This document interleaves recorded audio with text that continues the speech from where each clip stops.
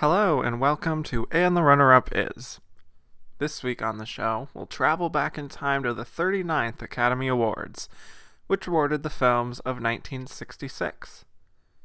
Mike Nichols burst onto the scene with an electrifying adaptation of the play Who's Afraid of Virginia Woolf.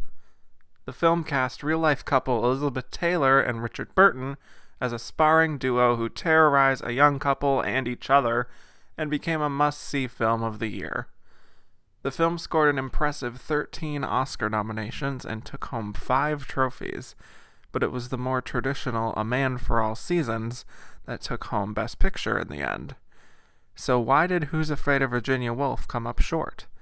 We'll explore all this and more as we discuss how the Oscar almost went to Who's Afraid of Virginia Woolf?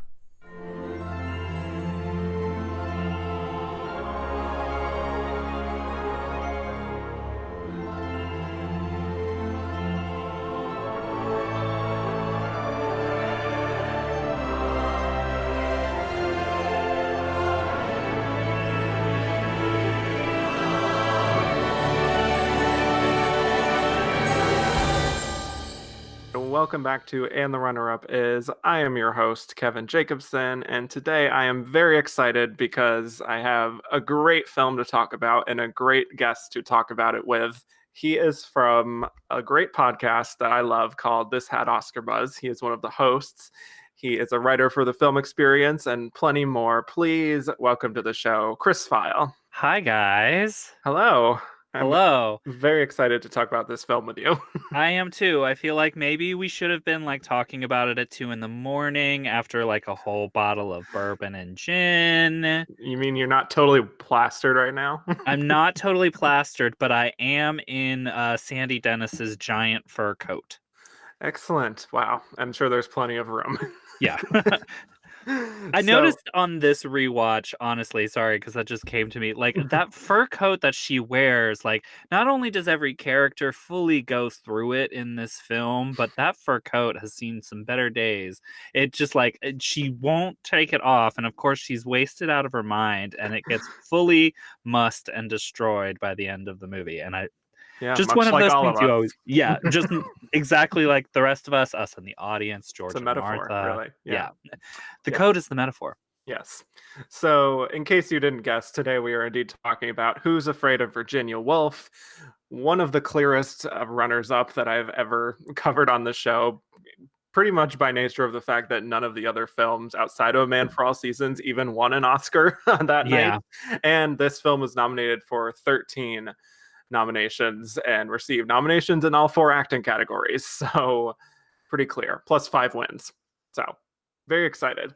So let's get into a quick summary of the film. It is based on the play of the same name by Edward Albee and tells the story of George and Martha, a middle-aged couple living in the world of academia, where George is a history professor at the local college and Martha is the daughter of the college president. And after a faculty party, they invite over a young couple, Nick, who is a biology professor, and his wife, Honey. And George and Martha trade barbs with each other all throughout that night. And this initially makes Nick and Honey uncomfortable, but they soon kind of get in on trading barbs as well. And as the night proceeds, the tension really boils over and explodes as we watch secrets being revealed, and a particularly painful subject in George and Martha's life comes to the surface. So the film was directed by Mike Nichols, with Ernest Lehman adapting from Edward Albee's play. It stars Elizabeth Taylor as Martha, Richard Burton as George, George Siegel as Nick, and Sandy Dennis as Honey. And Who's Afraid of Virginia Woolf made $28 million at the box office and was nominated for 13 Oscars, winning 5, but not Best Picture. Okay, so Chris, please tell me your overall thoughts, your initial thoughts on Who's Afraid of Virginia Woolf.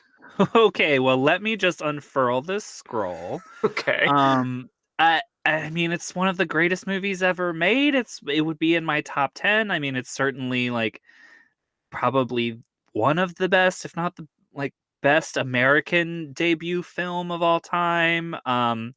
Elizabeth Taylor is definitely my favorite Oscar-winning performance. I think she gives one of the best screen performances of all time. it's kind of incredible when you look at this lineup of Best Picture nominees, how far ahead Who's Afraid of Virginia Woolf is from the rest of its competition, in my Oh yeah. opinion. And also just not just in terms of quality, because I guess that does speak to my taste and probably the taste of anybody else who might agree with me, but it feels like it is the only one that's pushing the medium forward in any way. Um, Obviously, it was very controversial at the time for the way that it was depicting marriage. There's an abortion subplot. Obviously, there's a lot of swearing that goes on in the film, and that was fairly revolutionary at the time. Um, yeah, I mean, this is the only one in this Best Picture lineup, and I didn't watch a ton of other 1966 films, but I would imagine it's also the case for a lot of the other Oscar nominees that it plays just as well today as I imagine it did in the 60s. It still feels very fresh. Um, yeah, I mean, I still haven't I'm obsessed with this play. I think it's the greatest play in the English language of the modern era. I feel like I'm only saying like wonderful things, and being hyperbolic already. But at the same time, like I've been an obsessive of this play. I watch this movie at least once a year. I read the play at least once a year, and I think it's also an incredible adaptation because there's like an hour or so, probably an hour and 15 minutes cut out from what is on the stage. And I can't tell where it comes from, but everything when you watch it on the stage is essential. So I don't know. I love this movie and I love this play.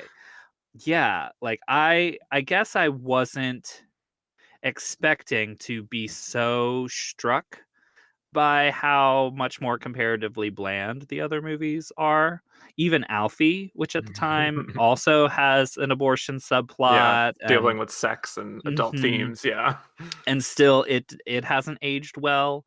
And I'm not quite sure how I feel about some of its content. Yeah, we'll get to that later. Yeah, we'll definitely get to it later. Yeah. Um, but yeah, that's why when you threw out a couple options, this was the one that I immediately like snatched aggressively. I was like, absolutely this movie. Yeah. Well, it's interesting how I initially approached this material because I did read the play first before I had ever seen the movie. Hmm. And so I was very curious to see how this could become cinematic, really, Yeah. because it all takes place in one room in the play itself. And the movie really kind of opens that up without being too much opened Yeah. up. But Mike Nichols is really schooling yeah. modern filmmakers on how to adapt from the stage, because there's even whole scene like they do open it up quite a bit. They go to the bar in what would be the second act Hmm. and then come back to the house. There's a lot that takes place on the yard, whereas on the stage it's all completely in George and Martha's living room. But like it's also just the variance in the type of shots Mike Nichols uses throughout to keep the tension really high, to make it make you and the audience focus on certain things and certain performances at very particular times, rather than just filming for people talking and fighting in a room. Um, Like multicam, Basically, like a yeah. I sitcom, mean, there's certainly a lot of other plays that I think have been adapted in recent years that don't have the type of tension that this movie has, that feel like, I don't know, I guess Doubt is maybe the example where it's like it's so beholden to, well, we just want to see these performers acting opposite each other to the point where it feels too inert. And like right. Who's Afraid of Virginia Woolf is very chaotic, and especially like the edits that happen, Yeah, and the use of particular handheld cinematography. Yeah. absolutely, and how like just the way faces are framed. There's a couple shots, particularly in the first act, where it's like it's just it's almost like I wonder how much Mike Nichols had been watching things like Bergman, because it's Mm-hmm. the shot will be filled with just their three faces from the angle that he's using, and I'm always struck by how interesting the images are in this movie, and it's probably not a movie that's remembered for its images. Right, as much as the screenplay and the high acting, you know. Absolutely. Yeah. The Um, screenplay that it didn't win for. which baffles me, I must say. Bananas. Yeah, this movie, the best way I can really describe it is it's just dynamite. Like it's Oh just yeah. crackling with this intensity and high emotion, and I feel like never for 1 second, have I seen it as actors performing. They just really feel like these characters, and they have this relationship, especially George and Martha, that is so rich with backstory, and you Hmm. can see it between them. And part of that is the dialogue itself, obviously, but there is a very clear history between the two of them. And you can really see it's funny because I just talked about The Lion in Winter a few episodes ago. And it really feels similar in how you see how these two very passionate and whip smart, witty people were attracted to each other, initially, Hmm. but that would inevitably give way to resentment and anger and disappointment. And so I'm always so fascinated by relationships like this on screen, and they are iconic to me. Absolutely. It's one of, I think, the smartest and most intuitive depictions of marriage I've ever seen. And I know some people will probably bristle at that considering how how tense this is, how at each other's throats they are. But I think what it does also get to the heart of is that these are two people who very much need each other and love each other and know at a very intimate level what each other's baggage is and how they've hurt each other or can hurt each other. Um, I don't know. A lot of it is in that final scene too, just how they don't have to.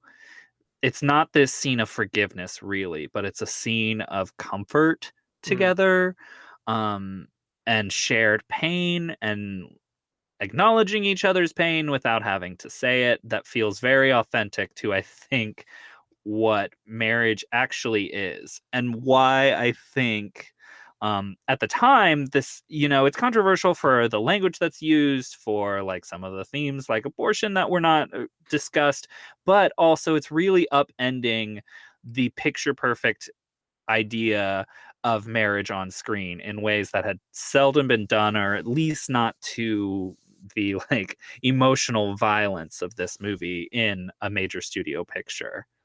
Yeah, we should definitely talk about how the film really fits into the context of when it was released because America, just coming off the 50s, this time of nuclear family, husband, wife, 2.5 kids, a dog, and Hmm. a lot of the societal pressure to conform. And I think this film and this story exposes what that pressure can do to a person and Hmm. also just shows it for what it is. Like, no bullshit. It's just right there, all laid out. And I some of that, like at least my read of the text, is that you have George and Martha, who are two outsiders of that, who do struggle to conform with that, but still play their roles in polite society. And of course, what we get to witness is the breakdown of that in their home. Um, I don't know where I was going with that. Well, to But yes, contrast it with Nick and Honey, maybe. oh, absolutely. It's really interesting, kind of this portrait of these two young people who seem like they have so much going for them, and like they have these bright futures. It seems like they're like this idealistic couple, but very much have demons of their own. And Honey herself, who initially seems like a relatively almost two-dimensional character in some ways, Hmm. really reveals some uncomfortable truths about her past and her relationship with wanting children that are really fascinating. And just like even the limits of people who can kind of assimilate to polite society in the way that Nick and Honey can, the ways that they still kind of struggle because like Honey is kind of she truly is this like bland person, and Sandy Dennis is so perfect at it that like her her pain runs deeper than maybe her traits do. um and I think what that says about like especially like affluent white America at this time. Oh, for sure. Yeah. And in terms of the tone of the film, I think she also has a lot of the Hmm. comedic relief aspects to things, and is almost the surrogate, even more so, in my opinion, than Nick, who kind of ultimately reveals himself to be kind of a garbage person Oh, totally. by the end of things. But for her, it's just kind of like, I'm just watching these crazy people just go at it. And And at a fully certain not point, have a you're kind of concept. encouraging it, like violence, violence. Yeah, yeah. She's not in her full capacities, obviously, by the time that she shows up, and she just keeps going. Yeah. But she's also not entirely aware of what's going on, to the point where in the final scene where she's instrumental in goading on, or not goading on, but supporting what George is doing in the final game they play, I guess I'll say at this point. Hmm. Um where she just kind of submits to it in a way that you wouldn't necessarily think she would at the beginning of the play or the Yeah. film. Ugh. Yeah, that entire finale is just so chilling to me. It's fantastic. It's so Yeah. like But um it's just so funny looking at the beginning of this film. It's really a lot of it is very lighthearted comedy. The first act is literally called Fun and Games, and that's really how it feels, just kind of watching these two bickering husband and wife. But by the end, it feels so much like a tragedy, you mhm. know? So, and I think it is a good evolution too. It's not disjointed in that way.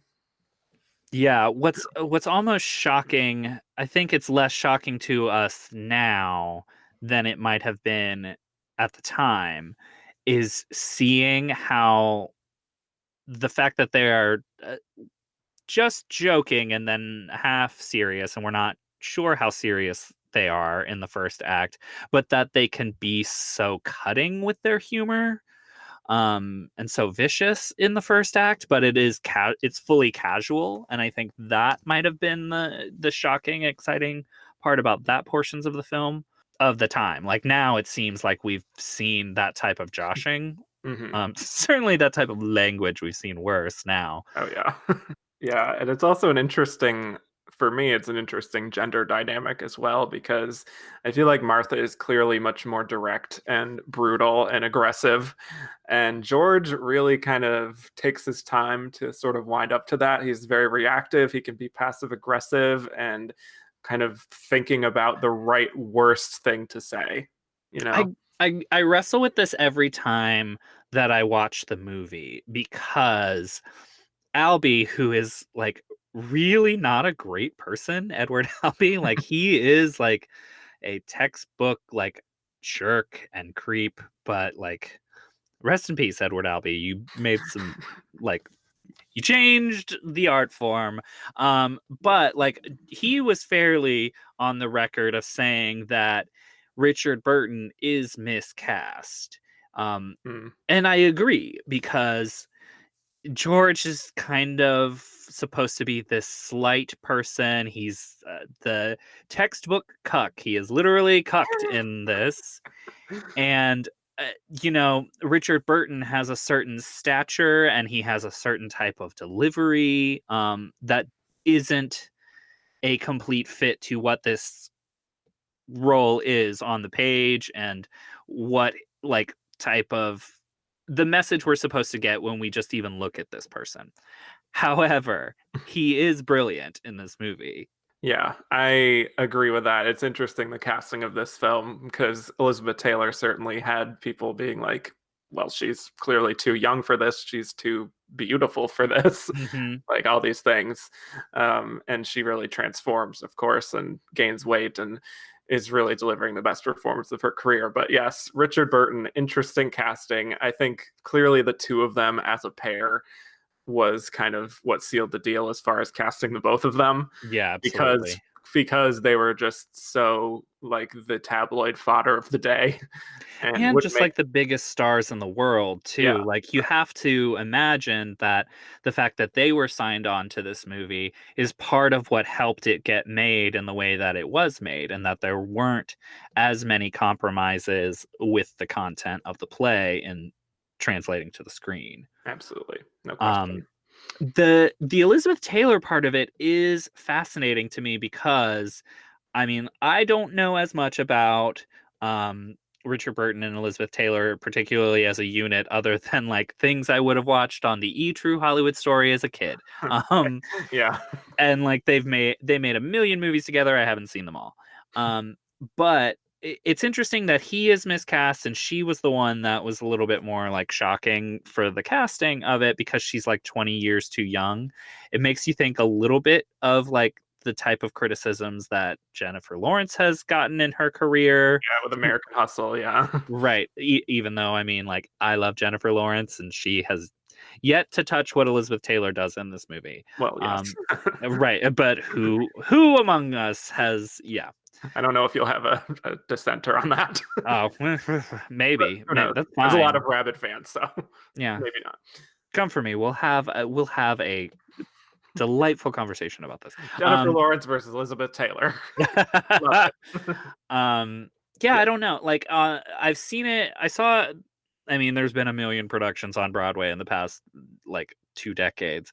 There's And there's about to one be the coming up. one. Yeah, Right. and once again, like I remember railing about this on Twitter. It's Eddie Izzard playing George, which feels very Richard Burton-esque. And Mhm. it's like, I don't want to use Richard Burton as the defense for that casting, but Eddie Izzard is egregiously miscast.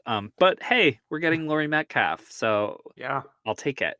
But I saw the production that had Kathleen Turner and Bill Irwin, and like Mhm. Bill Irwin is perfect casting for this, and he was incredible. But like Bill Irwin, if listeners don't know him from his stage work, you probably best know him from Rachel Getting Married, where he plays the father. He's like kind of this like slighter guy. He came up like at the beginning of his career as a really successful mime artist, I believe. Yeah. Um, Clown. Yeah. yeah, so Yeah. there's a physicality to what he does. Um, but yeah, he's like a slighter built guy, and like you can believe him as Kathleen Turner's cuck. Yeah, Um, for sure.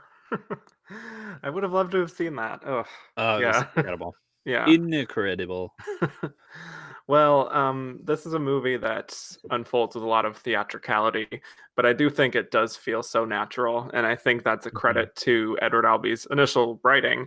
But also, I want to just go back to Mike Nichols' direction here because I just feel like it's so well modulated, and like the little inserts of music really help it flow so well. Mhm. Just on a formal, production level, I just think there's so much control here from the start, including the use of black and white cinematography as well, and his insistence upon this being the only way to tell this kind of story and not make it feel like some sort of cheap television soap opera in a Yeah, sense. yeah.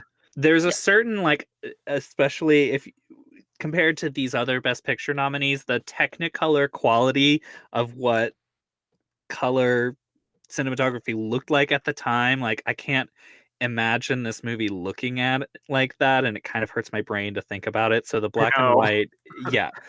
I mean, the black and white also, like, of course, this was a transitional time to where like all movies were becoming in color for the most part, or it was like past the point of being a trend. And like it has this quality, even if it's trite to say, of recalling the past, and like this is the type of thing that has been going on in homes in America, the type of relationships we've had, and we've just never depicted it before, that it kind of carries that weight with it. But I mean, Mike Nichols, if I'm remembering correctly, was handpicked by Elizabeth Taylor, and I Yes. think at one point, I think she possibly said she wouldn't do the movie without him, Hmm. and that's how he got the job. Very insistent. Yep. Yes. I, I just can't imagine what anybody else's version of this movie would be, because Mike Nichols has a comedy background, or had a comedy background before being known for movies. And he, of course, came through the theater as well. So it's like, it feels like he's the only one to understand the like full breadth of what this beast of a play is, to translate it to the screen. Right. And it's still just so impressive to me that this was his debut to Right. have that sort of confidence on in a new medium. Mm-hmm. So kudos to him for that. To your point, you mentioned the music, and I kind Mm, of like gravitated towards it that watching it this time. And I have before because it's a beautiful score. It almost feels like I don't want to say like this in a negative sense, but it does feel like there was a studio note in some way to make it seem more optimistic or cozier. yeah. Because it is like this very emotive score that on the surface probably seems antithetical to what's going on, or like, like they're shoving it on there. And I think Mike Nichols is able to, in the images that he pairs it with, um, make it really meaningful and kind of draw out the real love that is there between George and Martha in Mhm. a way that doesn't feel cloying. Right. I think the music feels it makes it almost give it an operatic feeling, really kind of enhances the drama. And I do agree that it was probably a studio note because of the starkness of the rest of this is just Hmm. kind of too unbearable for an audience in 1966, I would Yeah. imagine. And Mike Nichols has a really good sense in this movie of when to let the audience take a breather. And some of Exactly. them come when the act splits would have been, when there would have been an intermission. And he just kind of lets you sit like you would in an intermission. But even throughout the scenes, too, like the pacing of everything is really well and shot length is really thoughtful. But yeah, I noticed that particularly with the music on this rewatch. Hmm. I want to just go through the four of these performances before we move on to the Oscar segment. We certainly touched on some of them, but let's just start with the two younger people, starting with George Siegel, because we haven't talked a lot about him. No, no. I think he's probably clearly the least showy or worst, maybe, of the four of them, I would say. But what do you think of his performance? I mean, like, it is a traditionally overlooked and underconsidered role. I think on a certain level, it's kind of the hardest role because, like, there's no real avenue for audience sympathy. I think George Siegel gets it pretty well. He has a line, ugh, oh god, it's escaping me right now, that where Martha accuses him of thinking that he's better than everyone, and the way that he just kind of offhandedly says it, like he knows this about himself. He is like wounded by her calling it out on him, and he doesn't mean anything bad by it, but impulsively he does think he's better than other people. Hmm. Um, I like the way that he throws away that line in a way that does make Nick seem vulnerable in a way that he rarely is in the entire film or play. I think that's a really difficult role to get praise for, but I Yeah. think George Siegel's great. Yeah, I think he's good. I would say. Oh, okay. You I don't don't love know the if he performance. fully rises to the occasion. Maybe it is just the character, and I'm not really seeing past that, but I think he does the job very well. I just don't know if it's fully like, some people argue all four of these people should have won an Oscar. I don't know if he's quite there for me, but still very good and perfectly nomination worthy. But Sandy Dennis, I think, is very much, like I said, a comedic relief and really knows how to play those beats very well.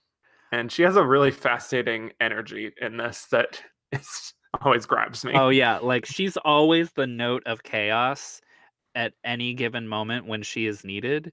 Um, you were talking a little bit about her being able to provide, as an actress, being able to like play the background of this character even though like she's kind of written as dumb. And Mhm. I this is probably my favorite supporting actress win as well. um but I think I just, especially in comedy, value smart performances of characters who are stupid. um, I Yes, know in well some put. of your previous episodes you talked about Madeline Kahn. Hmm. Um, Sandy Dennis, like, what's the like phrase? She didn't have to go all the way off, and she does, and it's just She did that. she goes to like such extremes that it's like you just can't like. I don't know. Albie has extreme emotions in his thing in his pieces, and it takes somebody, I don't know, really smart to make it as real as Sandy Dennis does, like, because like it's very easy to portray this role as a caricature Mhm. of just being kind of a drunk mess, but like there's this like barely buried like well of emotion that like she the performance doesn't feel in control of, like, as we're watching it. But I think everything is so precise. Every line reading that she does is so precise and so funny and feels built from like the ground up, like what's the face, the from the feet to the eyebrows or something. Yeah. There are Uh, no accidents in her no, performance. it's just I'm just kind of amazed by it. Yeah. Well, it actually is similar to kind of what I was talking about on last week's episode about The Graduate, but with Bonnie and Clyde, where Estelle Parsons kind of has a difficult role of trying to portray a somewhat unlikable character for the audience, but also being still very compelling and making very clear choices and not being afraid to be seen as kind of ridiculous at times. Hmm. So it's a very similar kind of winning performance back to back, I think. I Yeah. mean, like, I almost am a little shocked that she won, not because of like a quality thing. Obviously, I think she's amazing, but it doesn't feel even today like the type of things that actually win. Um, Maybe it was the type of thing that it won for the wrong reasons, like it won for the heights that she goes to, rather than the fact that all of those heights still have a lot of nuance to them. Hmm. Um, I don't know. I find a different line reading every time that just makes me laugh so freaking hard from her. Um, I don't know. Albie is hard. I say that as somebody who has done Albie before in my acting days, and it's like the most impossible like text in front of you, and like she's the even the only one in this ensemble that like never knows anything less than 100% of what every single beat is supposed to be. Oh yeah, she's locked Um, in. Hmm. yeah. Yeah. Let's definitely talk about these two leads here, where we have Richard Burton, Elizabeth Taylor. Like I said, incredible chemistry. You can clearly see that they personally have a history, but also that their characters have a very rich background. And I definitely want to talk about Richard Burton and save Elizabeth Taylor for last, as she should be. um, yeah, Richard Burton, it's an interesting take on this character, as we were alluding to, where he does have some of that gravitas clearly that is generally missing from the character from the play.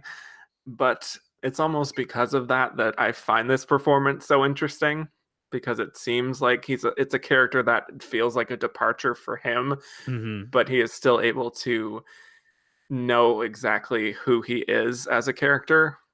So that's kind of where I'm at.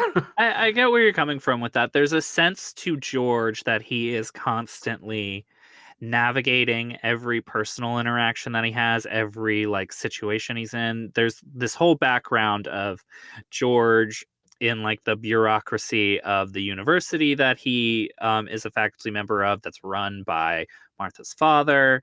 Um, and he talks quite a bit about having like what how you have to behave and how you have to maneuver politically in that type of bureaucracy. And you do get the sense that it runs even deeper than that for George, and that's like the way he has to deal with life itself and how he has to deal with other people. I think that's one of the things that draw him and Martha together. But I do think that's interesting, and I think it's true that it's what you're saying, that you kind of get the sense of that in Richard Burton and him trying to navigate this about the character that makes all of it feel real, I guess. Yeah. And yeah, I just feel like it is an uncharacteristic casting choice, which makes it inevitably more interesting for me. But I do think he rises to the occasion. But yes, let's talk about Elizabeth Taylor here, because I mean, what more is there to say about this incredible, iconic performance of just someone totally committing to the role? I mean, literally, outside of it, just packing on pounds and really getting into this kind of a role that for most of her career she was kind of just seen as the beauty of the Mhm. picture, Yeah. and here she just forsakes all vanity. Basically, she is just everything, and I think is very keyed into this person who is incredibly conflicted about her own life and lashes out at others and is harboring a very deep emotional scar, that Mhm. informs so much of her life in many ways. She's just fantastic. All of her line readings, just the way how biting they are, it just always gets me every time. How funny she can be too, like, we don't think of Elizabeth Taylor as funny in this Yeah, way, super that witty. Yeah. the whole opening scene with that damn chicken wing that she has, I and, like, this time I'm sure I noticed it before, but this time, like, she eats half of this already half-eaten chicken wing and then still throws it back in the refrigerator. It's just all of these smart observations of behavior that, again, feels built from the ground up with who she is going to physically create Martha to be. There's no end of superlatives we could say about this performance. My favorite thing about it is there's a few moments where the camera's on her at that go out of focus for like a split second. Yes. And I like to think it's just the sheer power of the performance that she is giving knocks the camera out of focus, not that like, the shot wasn't held on her or something, or I am not technically advanced. So I don't I know like how I like grip that works. interpretation. Yeah. Yeah. I also think it's just kind of like also gives the effect of everyone just being drunk as hell. It particularly there's one shot that goes out of focus at the end Mhm. when George is playing the final game and says that their fake son is dead. And it's like it's that moment that you can see it on her face, and it's like the idea finally clicks in her brain what he's doing, and that's when the camera goes out of focus. It's amazing. It's amazing. Yeah, that's Um, brilliant. Yeah. Oof. yeah, Elizabeth Taylor, what the hell can we even say about the final like hour that she I does was in this exactly movie? I was gonna say the final act for her is just on another level. These monologues are insane, man, and it's so good. And like there's the George who is good to me, and I don't wish people to be good to me. Like the depths of like self-loathing that come out in her final Mhm. monologues and shame is just so incredibly, it's very moving. And I just the type of response that this play would have gotten at the time of the outrage of how the like foul language that's used in it, and that it was so caustic and it's just people screaming. And truly I think it is ultimately about empathy and the type of love that is like you can drag each other like that, but it's because it's the type of relationship, or I guess connection you could say. I guess people wouldn't think of it in those cozy words, but it's the type of connection where it's like you can be in the shit together, and none of it will break you.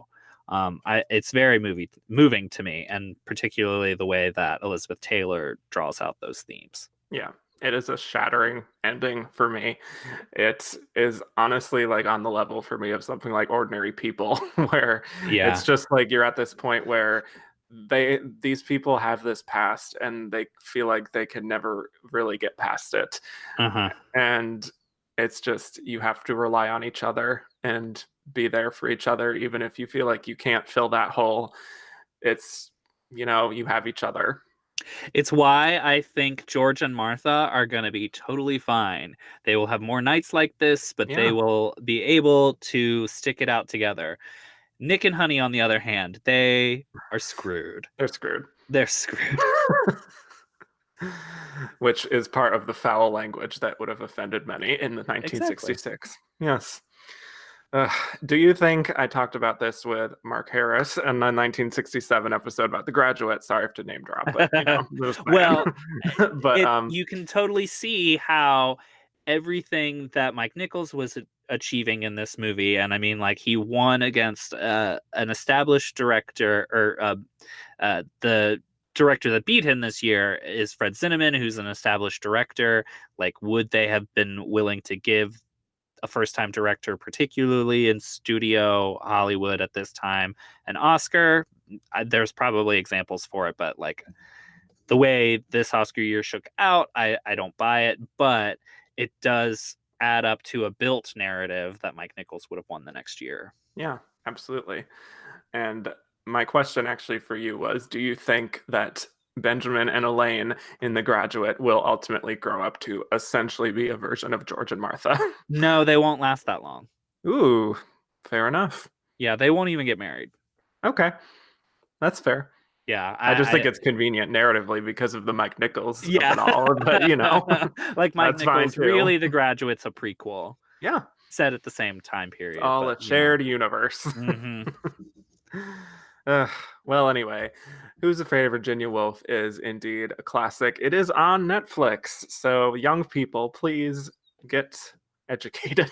Young people, you have this sudden oasis where there are movies before 1990 available to you on Excuse the me? Netflix. Yes, shocking. And it's in black and white, but it's okay. It's still good.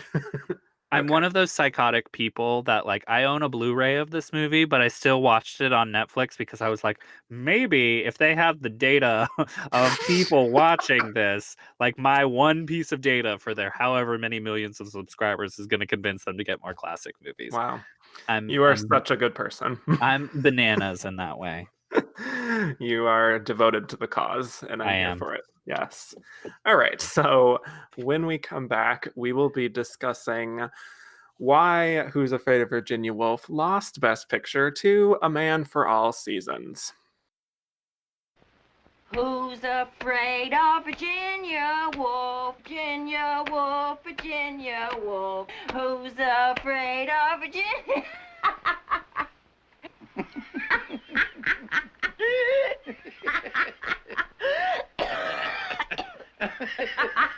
It's easy to talk about Warner Brothers' new motion picture, Who's Afraid of Virginia Woolf?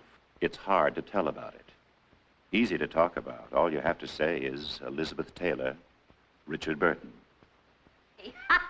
Who's afraid of Virginia?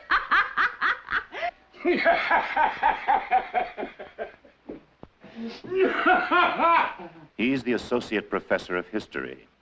She's his wife. The essence of Ivy League charm to students and friends who don't know them well. George Siegel, Sandy Dennis are the newcomers led by their charming host and hostess to the hell that hides behind those ivy-clad university walls.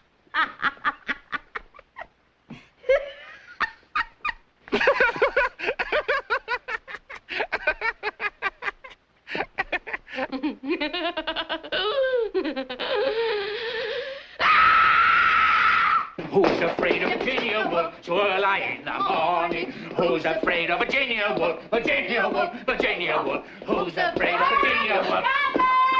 Edward Albee wrote the play, the most acclaimed work by this controversial author. Ernest Lehman wrote the screenplay. He did the same for West Side Story and Sound of Music. Mike Nichols directs. His unbroken series of theatrical triumphs have given him a position without peer or rival.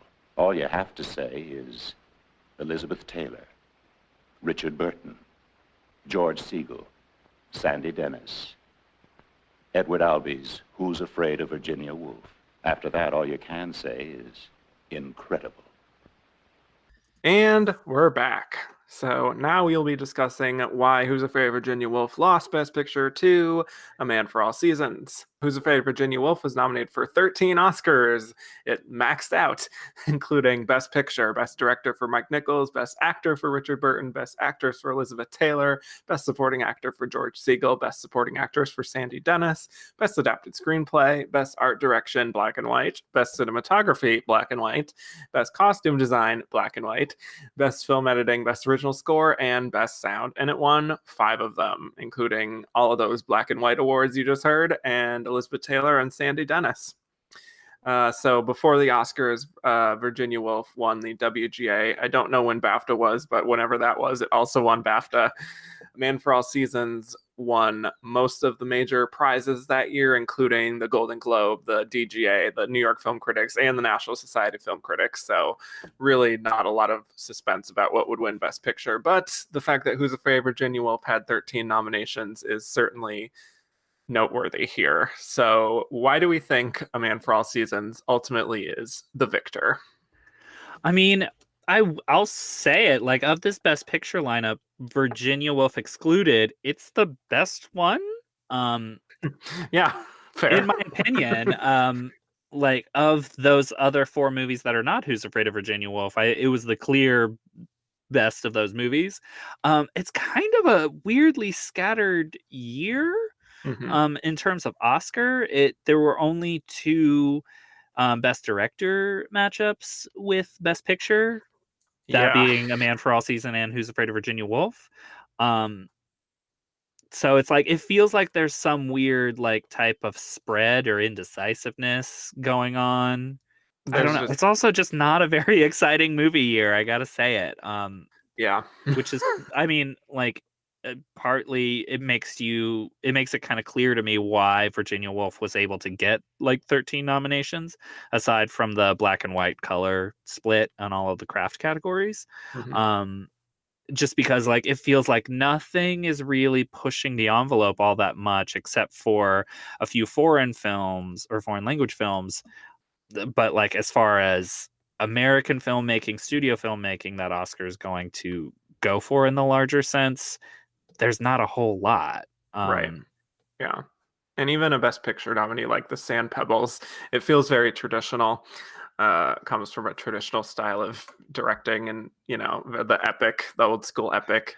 It's Robert Wise the year after Sound of Music happened, which probably helped that. Yeah. But I also think it's the kind of movie, I don't know entirely how it was received at the time, but is not like a totally inspiring pick for a Best Picture. So I don't think they felt like super passionate about it, but they're like, well, this is the kind of thing we generally like, so I guess, but also we're not going to give it any wins. You also mentioned it at the beginning of the episode too, that like kind of speaks to this idea of like, maybe there really were just like 2 movies dominating the conversation. Is that the 3 Best Picture nominees, aside from these 2 that we're talking about mostly, won nothing? Won nothing, yeah. Including Sand Pebbles, 8 nominations, Yeah. Which like seems like The Sand Pebbles totally could have. It's a war movie. I mean, it's mostly a war movie. It's mostly like a drama on a boat. I was messaging you while watching The Sand Pebbles, and I was like, okay. You were like, this is bad. It's a bad movie, guys. Does not hold up. It does not hold up. And like, no shock that it's the one that's probably most lost to the culture. Yeah. It doesn't hold up in many senses. The Sand Pebbles is fairly racist. Yeah. Steve McQueen, which like I wouldn't take away a Steve McQueen nomination happening, but it's Steve McQueen's only acting nomination. Though I don't think it's really an exciting performance in any sense. No, he's not doing a lot. No. Neither is the movie that he is in. Right. So you can see why there was not a lot of passion there. And then when it comes to things like Alfie and The Russians Are Coming, the Russians are coming. Exclamation point. Thank you. I just feel like they might be too slight in the end. I mean, like, I kind of get, like, I think it's kind of cool that The Russians Are Coming is nominated in this lineup, that it feels like I'm definitely a major proponent for, like, we need more comedy nominations. Oh, for sure. And, like, it's basically this, like, kind of, I don't want to say zany, because that makes it sound more exciting than the movie is, but, like, it's a satire. It's fairly goofy. Social satire, right. Yeah. Yep. I'm a little surprised that Alan Arkin had the nomination for that. Like, he's essentially playing, like, watered down Borat, but Russian. Well, a little bit. It's a very compelling character. Yeah. I'm just gonna say this. I think he looks very good in the movie. Oh, I'm just gonna throw it out there. If you listeners, if you are a mustache person, Check out The Russians Are Coming. The Russians Are Coming for Alan Arkin. Primo mustache work Yeah. there. Really, you can't nominate a mustache itself, so you have to nominate the actor that houses the mustache. Mhm. But that explains his nomination as well. Yeah. Plus, isn't he wearing like leather basically? Basically, all Yeah. black. So it's a look, you know. He's crowded in a boat with or a submarine at the beginning with a bunch of fellow other dudes. So, Yeah. Make of that what you will. The thing I will say about The Russians Are Coming, The Russians Are Coming, because you have to say it twice. Yes. The thing I will say is it did get an editing nomination for Hal Ashby Yeah. before he was making his own films, and I am a big Hal Ashby fan. So, like, again, I can't really spite the movie, even if I don't have much interesting to say about it. Yeah, I think I was hoping it was funnier than it was. Yeah. Ultimately, but still kind of an interesting commentary on kind of like the paranoia of another culture infiltrating America. You know, Mhm. it's a relevant sort of thing that is probably still relevant, but that's Even another if topic. it like tries to get to this like overly pat, like let's all just get Yes. along type At of the thing, end of the day, we're all the same. Yes. Yeah. Which it really kind of only gets away with because the movie is inherently so silly. Yeah, Um, and tame. You know. yeah. Yeah. The least nominated of all of the Best Picture nominees, it only had 4. So, I mean, and like the 4 nominations kind of make sense in terms of like what this was it was probably appreciated for that commentary, Yeah. like you were mentioning. Yeah, I think so. I'm fine with that nomination. I would call Yeah. that a solid third place for me in this Yeah, me lineup, too. but also kind of a distant third place. Yeah. Yeah, but the other one is Alfie. So, yeah, Alfie later remade for a Jude Law vehicle in 2004. Yeah, it Just throwing that out was. there. Would this be a good one for this hot Oscar bus? The 2004 Alfie, yeah, Yeah, absolutely. just That the I same. mean, that's heavy, like Jude Law in 10 movies in a single year territory. Mhm. Just Um, coming off Cold Mountain. Yeah. yeah, people were vicious to that man who was only just, doing his job. I don't think I care for either Alfie movie. Yeah. This one, like, there's a sense that like it doesn't have, and maybe this is just viewing it from a contemporary lens, it doesn't have a balance between this is a character who is selfish and is doing things that are harmful towards other people and their emotions and being sex negative, Mhm. which is something that I bristle against in depictions in movies. Um, I don't know. I think, especially if you're going to have the conversation about how abortion is depicted, and like we're talking about the mid 60s, it's not going to be great. Mhm. Between this and Who's Afraid of Virginia Woolf, I think Who's Afraid of Virginia Woolf very much so is better at portraying the trauma of what that would have been like and the social pressures and the social guilt at the time without, I guess rubbing the audience's noses in it, or Mhm. like trying to make the audience feel shame rather than like have a conversation about it. Right. Um, Yeah, I just think there's a carelessness to Alfie that I don't really love, and just, I mean, Michael Caine, sure, very, very charming in his youth. I understand him being kind of a Casanova type, but it's just kind of gross. it's so Ultimately, and like it doesn't help that it's so like episodically structured yeah. too, that it's just Hmm. like moving from one woman to the next. Just how am I going to treat this woman very poorly? Yeah, it's not as fun to watch as it thinks it is. And that again, that's maybe because the movie hasn't aged well at all. Yeah, But there's other stylistic things I think that aren't like as well done as other movies of the era have done, like the constant breaking of the fourth yeah, wall. that's something. Um, it's kind of an ugly movie to look at. Like it's aesthetically not pleasing to me. I said that in Yeah. my best Nina Garcia voice. It's aesthetically not pleasing. That's very diplomatic. Yes. Yeah, I didn't know if because I rented it on a library DVD. I didn't know if a Blu-ray would have made it look better, but I will agree Ooh. it does not look great. Yeah. As a connoisseur of the original song category, I would put a lot of weight into the beautiful title song by Burt Bacharach, and this being the Burt Bacharach era. Hmm. Maybe people just liked Burt Bacharach that much that they can take this movie all the way to a Best Picture The nomination. goodwill for Burt Bacharach in his one song in the end credits. Right. And Hal That's fair. David. We can't erase Yes. Hal David from the narrative. I don't know. It just seems like one of those things that was zeitgeisty at the time Yeah. that, Sexual revolution. yeah, that just doesn't hold up at all. Right. It's of its time. And sometimes it's interesting watching these kinds of Best Picture nominees that feel of their time, that feel relevant, but then don't necessarily age very well. Right. And this is a great example of that. So I want to talk about A Man for All Seasons here and the fact that it does end up defeating Virginia Woolf. I think there are clear reasons for that.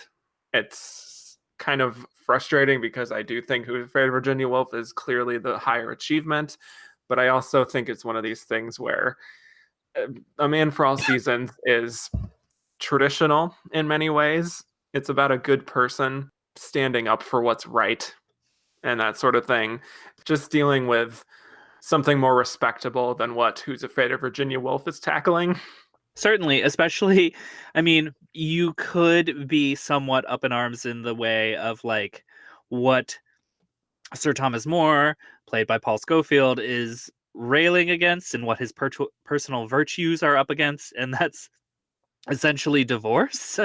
And how maybe it would be easier for a more conservative viewer to lean into this movie, but I don't necessarily think there's anything toxic about this movie. I think as much as it is emblematic of those type of boring movies that we expect it to be, I do also think that it was far more interesting than I was expected. It held me in. I was expecting this stuffy costume drama, and I got maybe early era prototype Aaron Sorkin out of it, in that it's here's this governmental system and all of the ancillary players to what and who Sir Thomas More was.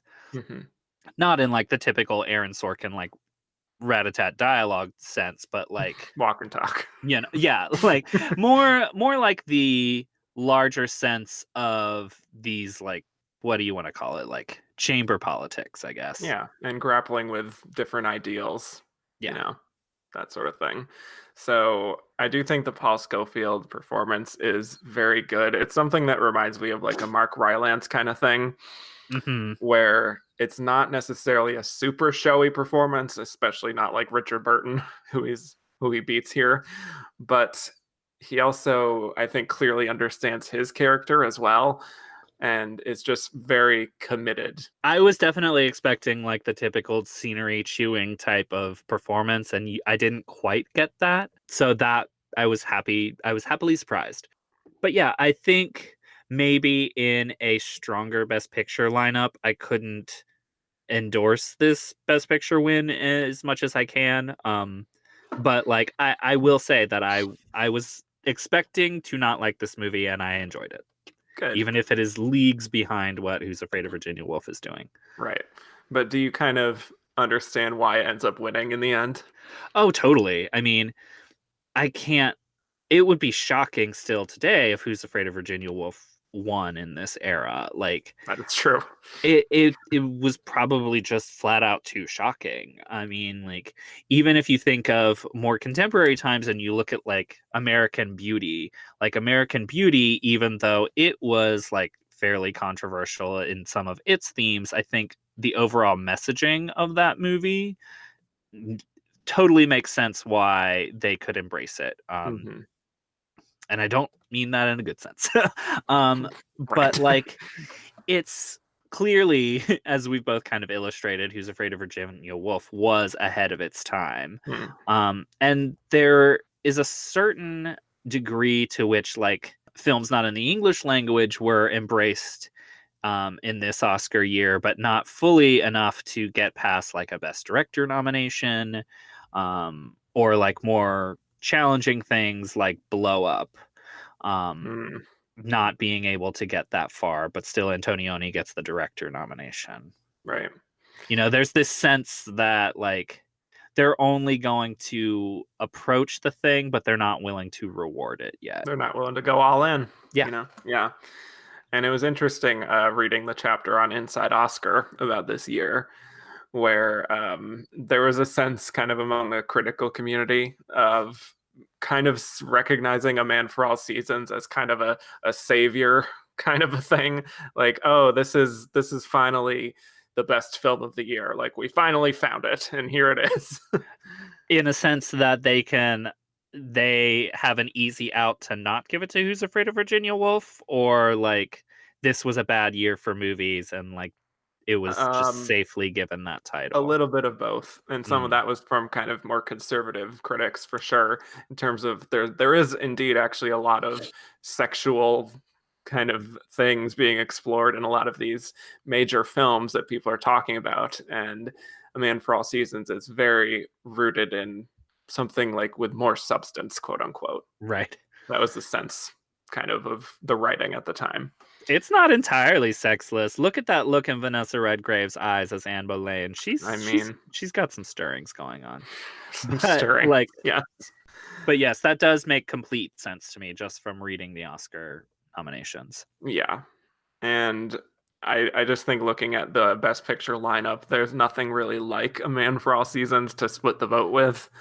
So, yeah. And I don't know if like Who's Afraid of Virginia Woolf might split votes with Alfie or something, you know, but regardless, it's a pretty clear-cut reason, I think, why this film ends up winning. So let's get to some of these questions. We got a number of them about Virginia Woolf, so I want to run through a bunch of them here. This was from H3, who said, do you think Virginia Woolf is a close second? I don't. I think it was second, but not close. Otherwise, how do you explain director win? Zimmerman already had 2 Oscars before this. Seasons and Woolf are both films based on plays, but one stands out in terms of direction, and it ain't Seasons. Yeah. I mean, it's definitely far ahead the second, but like I also think on top of what you're saying, Who's Afraid of Virginia Woolf would have won some type of precursor even in this era if it was truly that close and A Man for All Season wasn't that far ahead. Yeah, I do not think they were very close despite 13 nominations, but is clearly second. That I pretty much just did what you said. Okay. Yeah. So the next question is from Dalton Dumbo, who said, should Virginia Woolf have swept all 4 acting races? I don't think I would give George Segal the win, but I would give the win to the other 3. Sorry, George. Yep. I alluded to that earlier, that I don't think it's quite a win-worthy performance, but 3 out of 4 for sure. I'm not someone who supports the career Oscar ever, but like also Walter Matthau would not have an Oscar if George Segal had that Oscar, and that is I true. would not be okay with that. Yeah. So they at least honored one legend here while ignoring the other once again.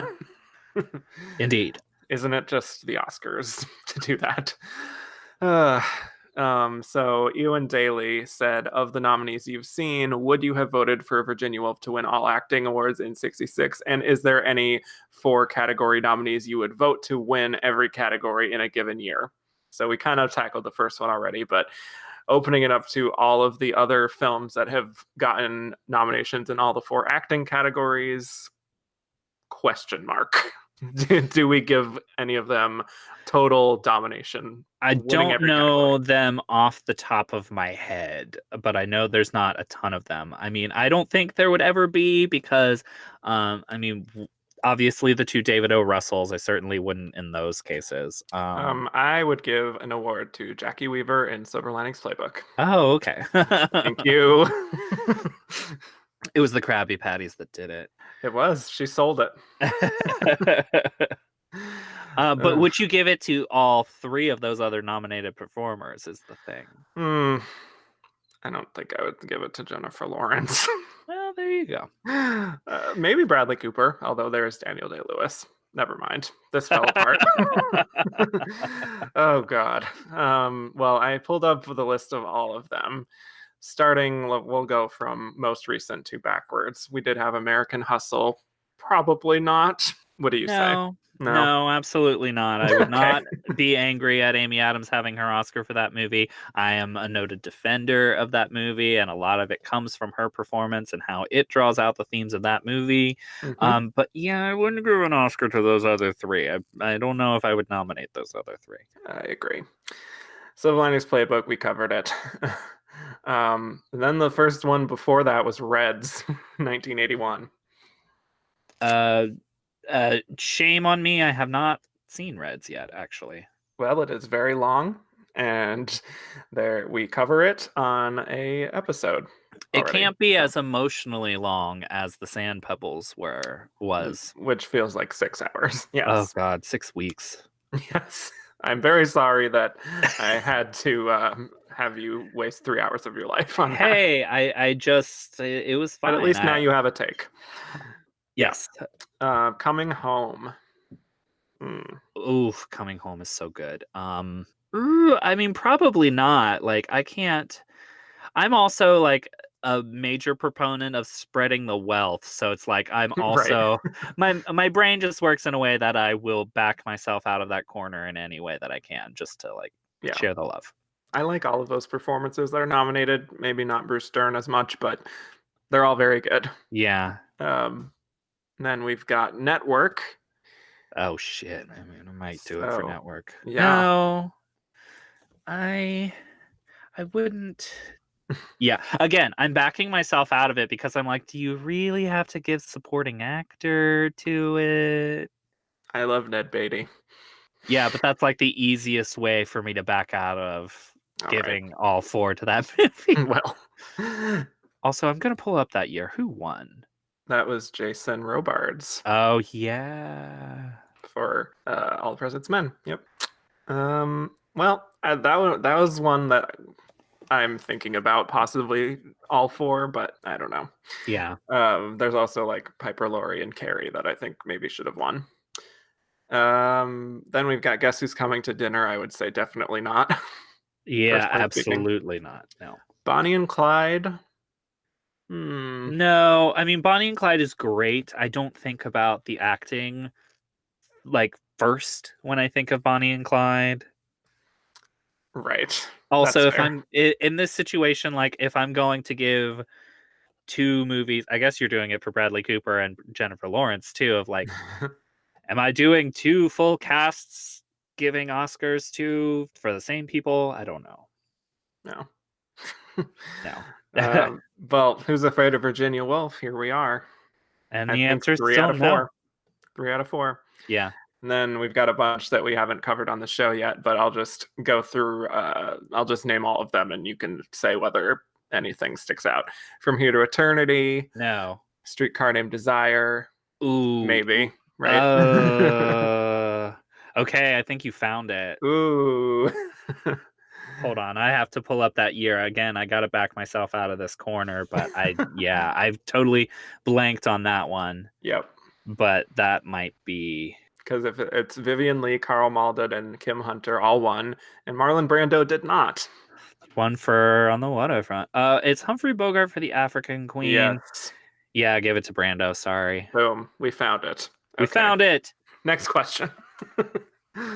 Okay, so Casey Lee Clark said, was this Richard Burton's best chance at winning an Oscar, and why do you think he didn't?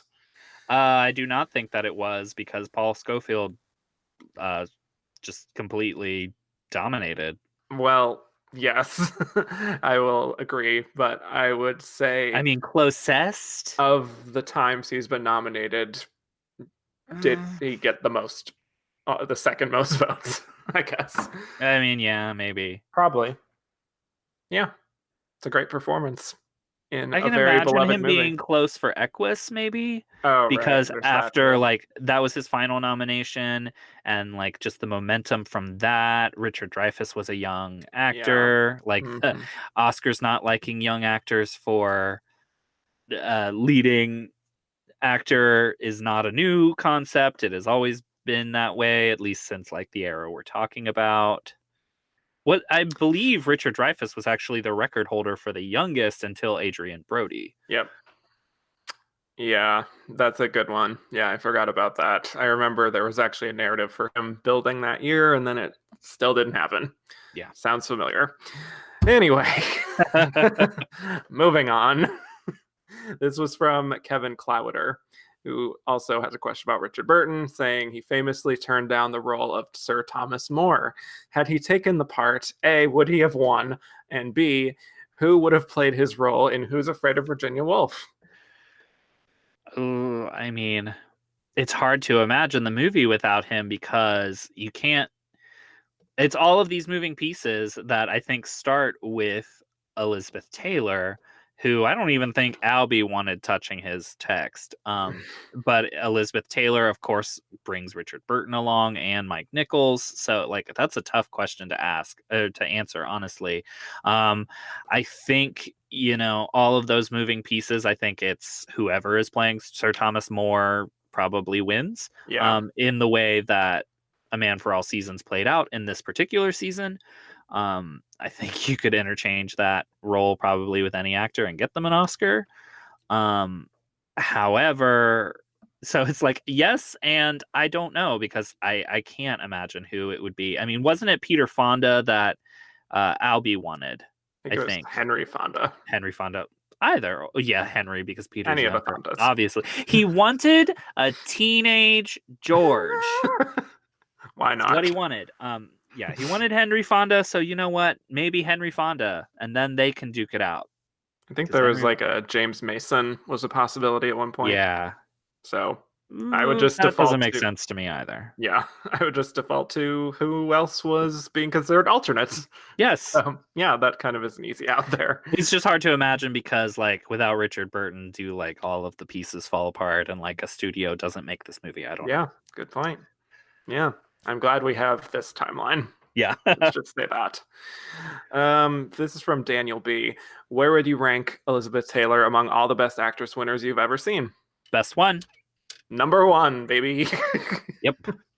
Yeah, she would be top 10 for me. I haven't done like an official ranking of everything, but I haven't either, but Yeah. like I have no hesitation. For me personally, she is the best actress winner. I would have to think about this one more. I probably should have thought about it more before recording this, but top 5. Yeah. Top 5. He also asked, where does Who's Afraid of Virginia Woolf rank in the pantheon of directorial debuts for you? I mean, certainly high. It's hard to say. For Oscar nominations that were on debut, it's probably gonna be in the top 3. I just can't. I'm sure there might be an answer that I might go above that. In terms of like directorial debuts overall, that's really hard. I don't know. I mean, trying to think of one that could like stand out against this. I mean, Bradley Cooper, A Star is Born. A Star is Born. I mean, I'm also Right thinking below of like Claire Denis, Sure. Ben Zeitlin, even. Those are all fairly recent examples. Yeah, I mean, if there's something better, it's probably around this era or in the 70s that we don't necessarily think of it as a debut film from that filmmaker. So it would escape me otherwise. So I'll just say, yes, sure. Enthusiastic, yes. Okay. This was from Mark Brinkerhoff, who said, why, when a film like Who's Afraid of Virginia Woolf is nominated in all 4 acting categories, do the actresses often win, parentheses, more than half the time, while the actors rarely do, parentheses, only twice each? I find that so curious. I mean, it could just be the way that the years play out and it's a coincidence.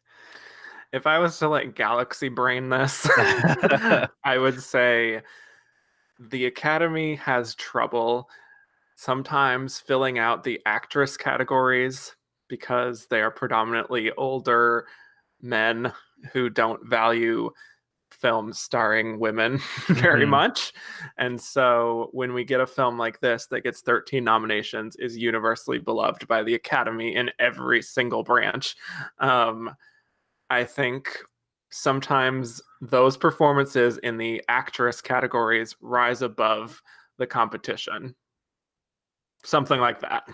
I mean, I guess my answer would probably piggyback / sidestep what you're saying, in that a lot of these examples we're talking about are Best Picture nominees, or I think actually all of those were Best Picture nominees, and Best Actress, at least, I mean, maybe not in all of these all the time, but like Best Actress and Best Picture don't always overlap. Supporting Actress doesn't always overlap as well, and I think that can easily be underestimated. The power of being in a Best Picture nominee to either get nominated or to actually win. That is especially true now. Yeah. Where if you're in a Best Picture nominee, especially in like a tech category, your chances go sky high compared to those that are not Best Picture nominees. Absolutely. And then part of that is like this spreading of the wealth when you're talking about like craft categories too, in the modern era. I think it probably has something to do with Best Picture, really. Yep, I think or that's like right. a nomination lead, just the sense of momentum, and the sense of like what's ahead of the pack in a film sense rather than a performance sense. Exactly. Yes, that's probably better than what I said. We were saying very similar things, and they were but both you took good. it to a smarter level. Okay. Hey, I have to do that once every blue moon, I guess. That's fair. So this is from Mark Lamb. Final Who's Afraid Virginia Woolf question. Elizabeth Taylor won Best Actress against fairly weak competition, in my opinion. If she had not been nominated that year, which of the other four might have won? That is actually an interesting question. So to remind the children at home, we have Anouk Amy from A Man and a Woman, Ida Kaminska for The Shop on Main Street, Lynn Redgrave for Georgie Girl, and Vanessa Redgrave for Morgan. Lynn Redgrave's film has other acting nominations as well, so I feel like that gives it a leg up. Anouk Amy for A Man and a Woman, that had a Best Director nomination, which is another leg up. Vanessa Redgrave was on top of being one of the two Redgraves in this category, but the status, especially in this time of being a Redgrave, was high. But she also had like a building narrative to her win for Julia. It's easy to see her winning. I think Ida Kaminska maybe is the least likely nominee because that movie had been around for a while. It was a foreign nominee the year before. I don't know. I will say Lynn Redgrave. What do you think? I would actually say Anouk Amy. Yeah, that's probably fair. Because additionally, she won a Golden Globe for this performance. Not that it totally matches up in this era, but is probably a sign that it's a well-liked performance. And also the directing nomination, the writing nomination, Yeah. It's a well-liked film. Stature. Yeah, definitely. I will change my answer to that answer. You have better logic. Oh, cool. Thanks. I feel like we're even now. Okay, so this was from Andrew Carden, who is asking a Shelley Winters question. He's very excited about Shelley Winters. He tweeted this to me earlier. Did Shelley Winters deserve a supporting actress nomination for Alfie? I haven't seen all of the performances. I like Vivian Merchant in Alfie. I would say I liked Shelley Winters more. I mean, sure. Yeah, why not? Deserve, or like, would I kick somebody else out? I haven't. I mean, like, I love Geraldine Page, but I haven't seen You're a Big Boy Now. Haven't seen Hawaii for Jocelyn Lagarde. I mean, Shelley Winters wouldn't win. I will say that. Sure. I say whenever Shelley Winters can get invited to the Oscars, just give her a nomination. Yes. And she's very good in Alfie. It's a smaller role, but certainly is very memorable in body. So, yeah, why not? She was a relief whenever she arrived in that movie. Yes, which is a good classic supporting kind of nomination you give. So this was from Gordon at Mark Wahlberg, who said, "How/why did 3 out of the 5 Best Picture nominees not get nominated for director? And which of the 3 that got into director but not picture came closest to a picture nomination?" That is a fascinating question. I'm gonna look up how many nominations The Professionals got. I think it only got one or two more, maybe. It was nominated for 3. Okay, yeah. Which I think is the case for also A Man and a Woman and Blow Up. The closest of those that probably got to Best Picture, I would probably say A Man and a Woman, based Yes. on the nominations that it did get. Plus it won foreign language film. Yeah, exactly. Mm, But like, of course, that's a reason yeah, why they feel like they don't have to nominate it in Best Picture. right. And that's the legendary film, so it was probably always going to be that winner. I would say of the Best Picture lineup that was closest to getting that director nomination is cringy, but it's The Sand Pebbles because it's Robert Weiss. Yes, and it's very directed. And it's the Quote, unquote. year after The Sound of Music.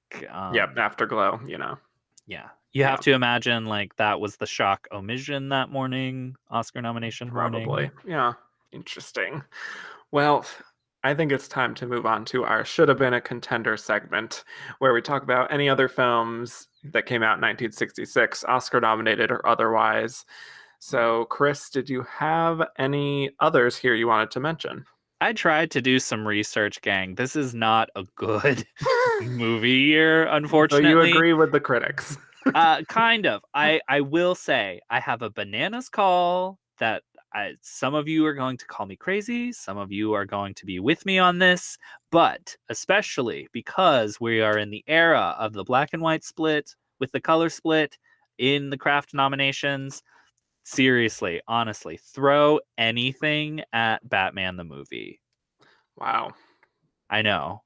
Go Not on. a great movie, but like that is classic and it is fun, and like there's a lot of character in like the type of set design, the sound design that like is schlocky to us now, but like truly it is not worse than anything in The Sand Pebbles.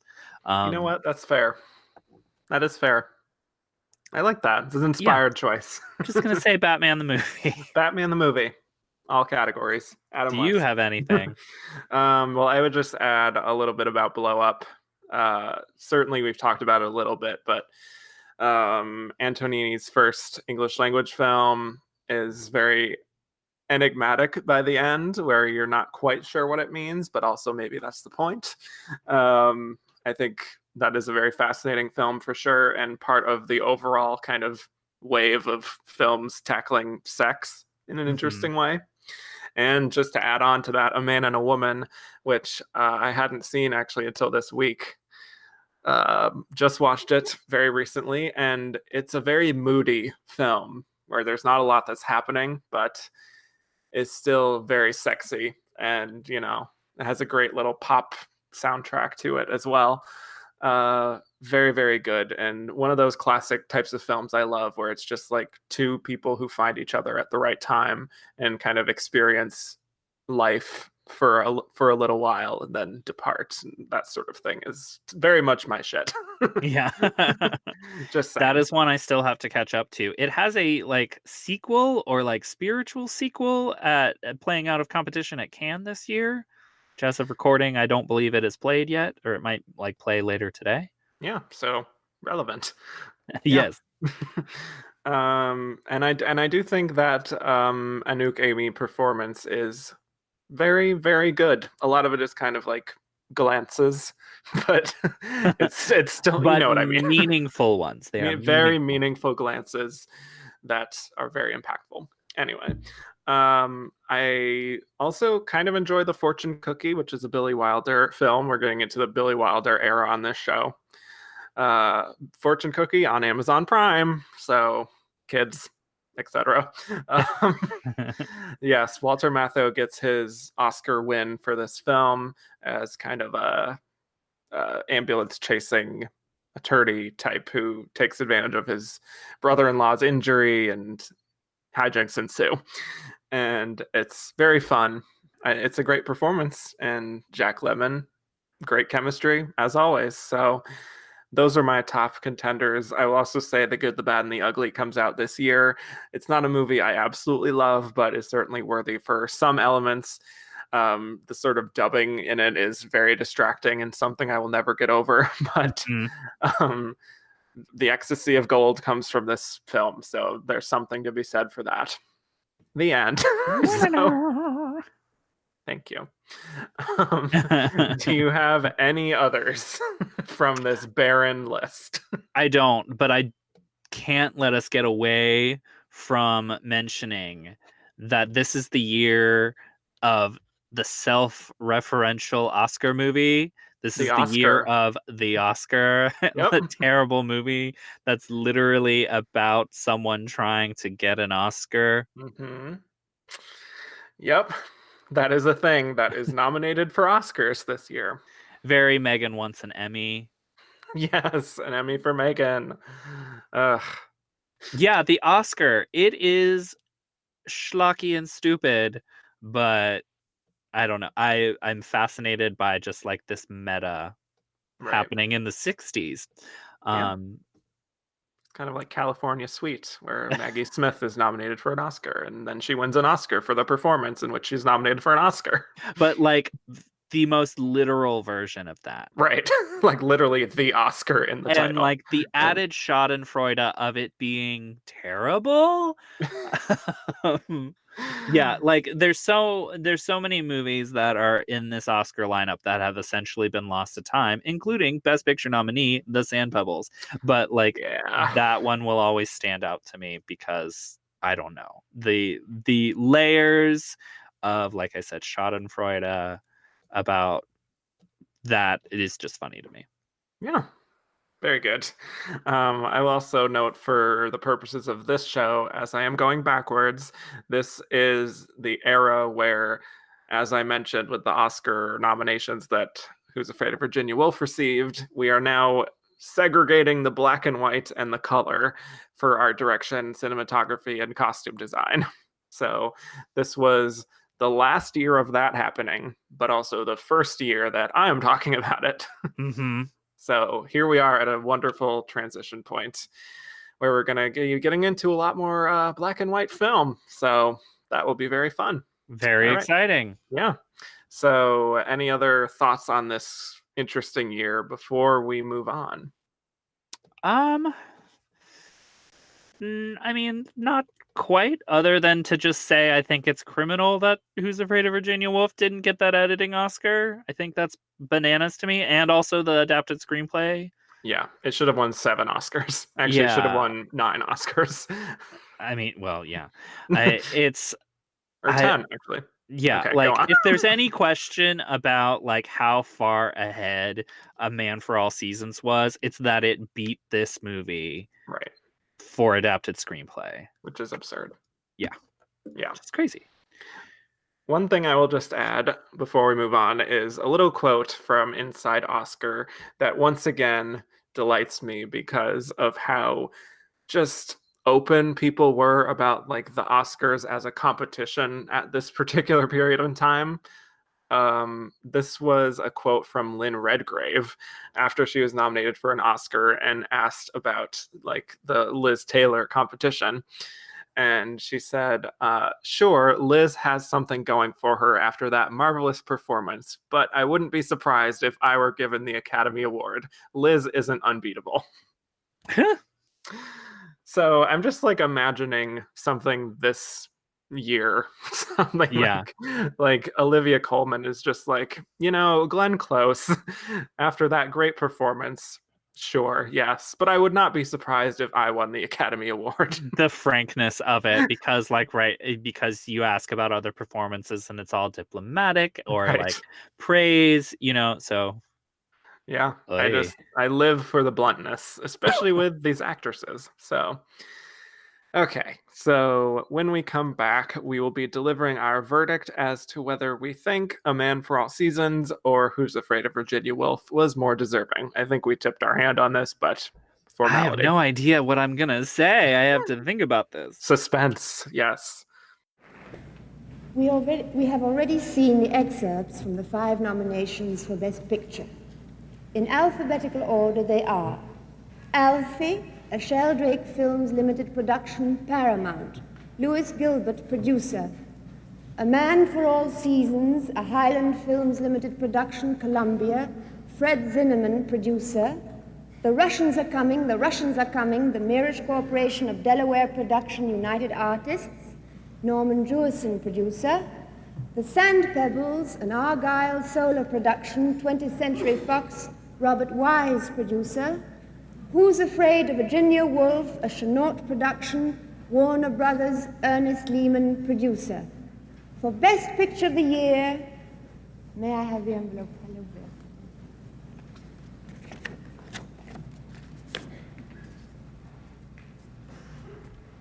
The winner is A Man for All Seasons.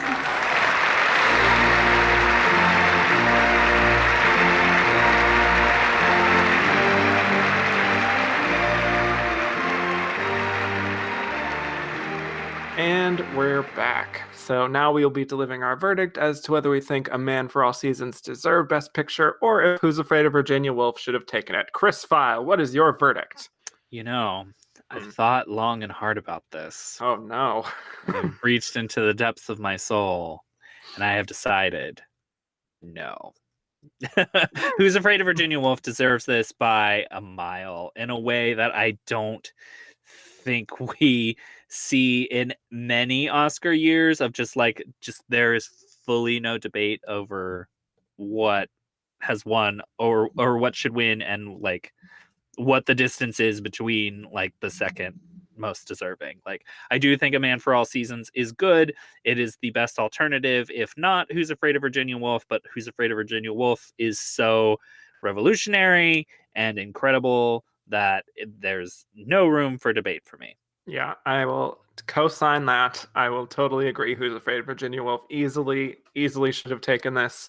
It would have looked very good on the Academy's part if they had chosen this for posterity's sake, but I don't think that it's totally the worst thing that A Man for All Seasons has this Best Picture win. They could have gone with something worse. Let's just put it that way. We'll put it this way: of movies that you will probably have to watch in your 7th grade history class, A Man for All Seasons is about the top tier of that. Yeah. So that's something, right? Yeah. In conclusion, I am the Earth Mother and you are all flops. Okay. Can't believe it took us the whole episode to say that. I had to just get it in there somehow. It wasn't the most organic way, but there it is. So thank you very much, Chris, for coming on with me. This was an absolute blast. Thank you so much for having me, and thank you for letting me pontificate about Who's Afraid of Virginia Woolf. Absolutely. It was very fun, and you are more than welcome to come back for future/early Oscar years. Exciting. Yes. So now tell the people where they can find more of you on the internet. Once again, I am Chris Feil. I am on the Twitter at Chris V Feil. That's Feil. I'm also the co-host with Joe Reed of This Had Oscar Buzz. We are a podcast. We talk about movies that campaigned themselves for Oscars and did not get nominated for Oscars. We just recently, depending on when this is airing, the month of May, we are doing a mini-series on the year of 2003. So if you like deep dives into a single Oscar year, definitely check those episodes out. I also write regularly at the Film Experience, and you can find me there. Excellent. And I am loving this miniseries, by the way. Oh, thank you very much. Yes, it's very fun deep diving into this crazy year where there feels like there's so many different things that did have buzz that just never panned out. Like, the thing is, we didn't really drain the well on it, so we could always come back to 2003. But yeah, it's just basically a long, extended opportunity for me to quote Ruby Fuse. Yes, and we welcome that as a nation. Yeah, and I should note that I feel like you really tackle kind of the late 90s to early 2000s with some late 2000s era. So if that's kind of your area of expertise, I think this podcast is for you. Yes, and we have far-reaching arms in the pop cultural sphere as far as like what we discuss. But yes. Yes. So you can find me on Twitter at Kevin_Jacobson. The show is at Oscar Runner Up, and it is wherever you can find podcasts, including Apple Podcast, Stitcher, Google Play, and Spotify. Also, I do have a Patreon for those who want to hear even more wonderful Oscar talk. We last covered the Grand Budapest Hotel as a other conceivable runner-up in 2014 to Boyhood. And so that was very fun, and you can just go to patreon.com/and the runner-up is. So once again, thank you, Chris. Thank you so much for having me. And I will bid you all adieu.